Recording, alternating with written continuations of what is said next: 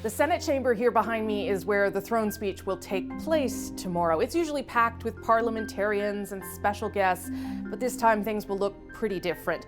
A limited number of people will be allowed in the room behind me. Most parliamentarians have been told, watch it at home or in the office on your screens, just like the rest of us. The official procession into the chamber will be physically distanced. It will look different too. This is the second throne speech for this government's second mandate in just over 9 months. And since then, almost everything has changed because of the pandemic. Some priorities will now have to take a back seat, while others have taken on a new sense of urgency. Over the past 4 years, Canada has seen tremendous growth.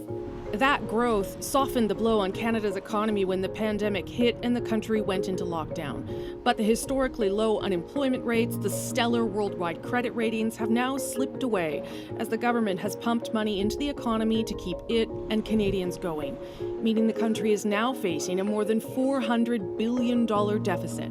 The single most important economic policy of our government, and the best thing we can do for our economy, is to keep coronavirus under control. This throne speech will have to at least signal how the government plans to keep spending under control.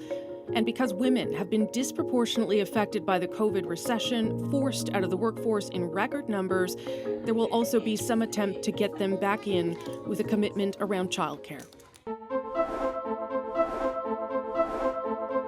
Keep Canadians safe and healthy.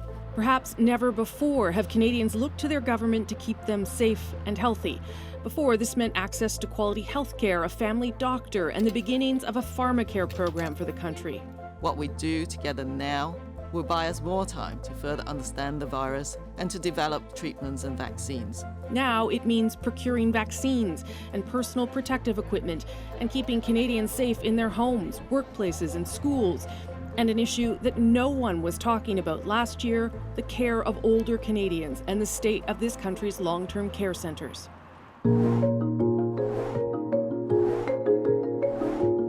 A clear majority of Canadians voted for ambitious climate action now.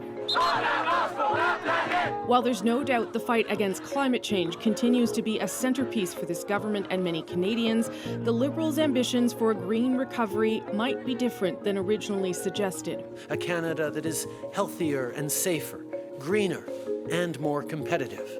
The government is looking at other countries like Germany, where green investments have been massive during the pandemic. A promise of environmentally friendly housing projects and green jobs will allow the Liberals to take a more cautious approach to their agenda.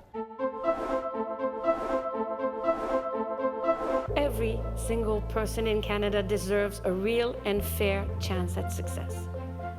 And that must include Indigenous people. The promise of reconciliation with Indigenous peoples has not changed over these past 9 months. If anything, it has become more pressing. The Black Lives Matter movement has also pushed the importance of an anti-racist plan to the top of the government's agenda. Systemic racism is an issue right across the country in all our institutions. There was no mention of racism in the throne speech last year. This time, there will be commitments made to fix the justice system and policing, and a plan to combat racism the ministers have been working on through the summer. Of course, one thing has not changed over these many months. This is still a minority government, and the Liberals need the support of at least one opposition party in order to survive and avoid an election. In many ways, the stakes could not be higher for the government with this throne speech at a time when Canadians need to know their elected officials have their backs. Rosemary Barton, CBC News, Ottawa.